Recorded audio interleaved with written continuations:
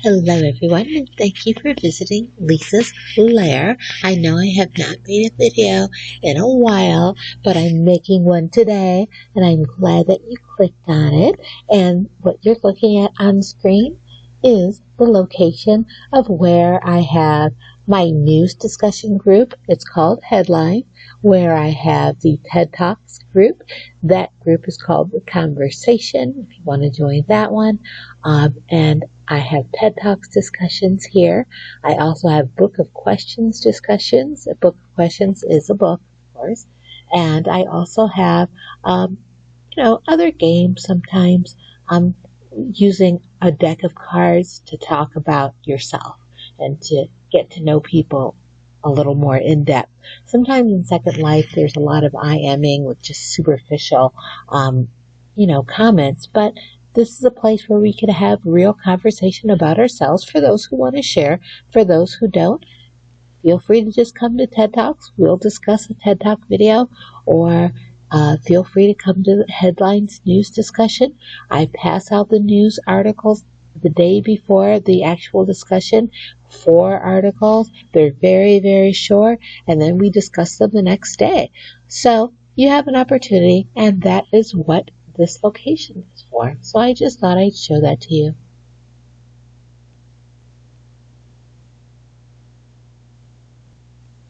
Occasionally, this little setting is used when there's just a few people, 3 or 4. Then we sometimes use this setting. I'm really into grunge, and I really like that grunge couch that has the tire holding up half of the couch. I just like stuff like that. So just wanted to show that to you.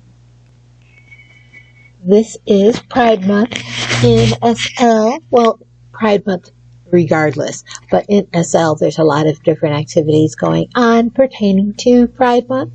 So you can check online, look at the Second Life calendar if you're interested in that. Feel free to go to the Second Life calendar and look up what's going on. A lot of people who organize events do not use the Second Life calendar, and I think part of the reason is that Lindens are now charging 50 Lindens just to put in something into the Second Life calendar. So I'm not really sure why a lot of event organizers aren't really using the calendar that much. Maybe they have other reasons. I've used the calendar before just to announce my headlines events, but I don't like paying 50 Lindens just to advertise that. But some of the event organizers are actually sending out group notices for different groups. But if you don't belong to the group, then of course you're not going to get the notice. I am a Christian, and sometimes I attend activities at Christian Sims, at church Sims. Not often, but sometimes I do. I used to when I first got into Second Life, and this was 10 years ago. I used to always visit one church sim in particular. There was just a lot of drama, a lot of debates, and things like that, so I stopped going there. So I can't say that I am knowledgeable about what is happening at church sims in world. That would not be the case because I don't really know. But if you're interested in being a part of some of the activities going on, feel free to send me an IM, and also go into Second Life search engine and just put in the name Christian or put in the name Jesus Christ and just see if there are some compilation groups that are posting events at different sims. There's some groups that are just posting about their own, what's happening at their own sim, and then there are other groups that are more compilation Christian groups, and they're posting different things that are happening at many different sims. So if you're interested in that, go into the Second Life search engine and just start doing a search and start reading group profiles, and then decide from there.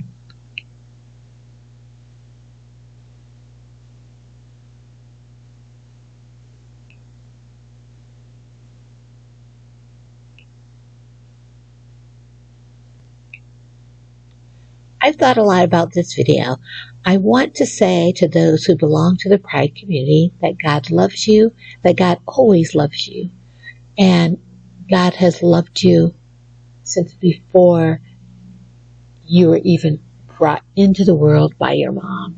And I want you to know how much God loves you, because He loves you deeply. And God loves all of His creation, and I want you to really know that. And I also want to say to people who tell me, my parents used to take me to church when I was a kid, and this and that happened, and that's why I'm not interested anymore. All I have to say to you is, don't generalize people based on the experience that you've had with some. I'm not saying that the experience that you've had with some isn't valid. I'm not saying that at all. I'm just saying, don't create generalizations about people based on your experience with some who are in that group. Racially, spiritually, whatever it may be, don't make a blanket generalization about everyone in any particular group. And I really have to stress that, because sometimes people think, oh, you are a Christian, or they'll say comments such as that. Not that I can know, not that I read minds when I say they think. I'm saying people have made comments, oh, you're a Christian. That means you think this. That means you think that. You don't know what I think, because we haven't discussed it one-on-one. So you don't know what I think just because I just told you I'm a Christian. So I really have to stress that. If you want to know what one person thinks, ask. And when they tell you, that doesn't mean that you should generalize their answer for everybody else who says they're a Christian. That's just one person saying what they think or what they feel. And so that's so important to really, realize. Sometimes I've met different people in different churches, and I don't have a whole assessment of Christians as a group, because Christians are not a monolith. Women are not a monolith. People of any race are not a monolith. You have to start dealing with people as individuals. And I really think that it takes more time, but it's more intelligent to do that. And I want to just make that point, that it is important to just get to know what each person thinks. And just because a church leader, and I've seen this often, a church leader makes a certain comment, that doesn't mean everybody sitting in that room with that church leader who attend that church think exactly the same way as the church leader. That's what they may stand for. That's what they may say. It's not a situation where people automatically think exactly the same way just because they belong to that same church. So I want to make that point as well, because a lot of people will say, oh, well, I know a Christian and they follow XYZ, and that pastor says this and that. That still doesn't mean that they believe everything that that person says, or that they now instantly think alike just because they walked into that person's building where they're pastoring. So, as I said, get to know people one-on-one. Get to know what they think one-on-one without assuming, oh, they think that because they told me that they really listen to so-and-so's sermons, and I know that person has said so-and-so about this or so-and-so about that. Get to know people as individuals. It does take more time, but it's more beneficial to do so.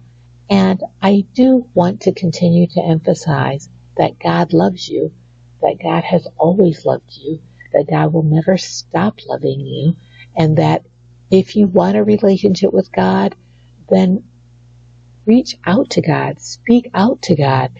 God will hear you. You don't need anyone else to go to God for you, though it is helpful for some people to go to God for me. Some people, I would like their prayers and their intercession. But you can always go to God on your own, and God will hear you. And you don't need anyone else's approval. You don't need anyone else's checklist of what you have to do in order to have a conversation with God and for you to reach out to God. You don't need anyone else's approval, validation, checklist, or conversation. You can just reach out to God one-on-one. God will hear you. God is always listening to each one of us. And I just want to make sure that you understand that God loves you and God will continue to love you. And each one of us is as close to God as we choose to be. Thank you for visiting Leezah.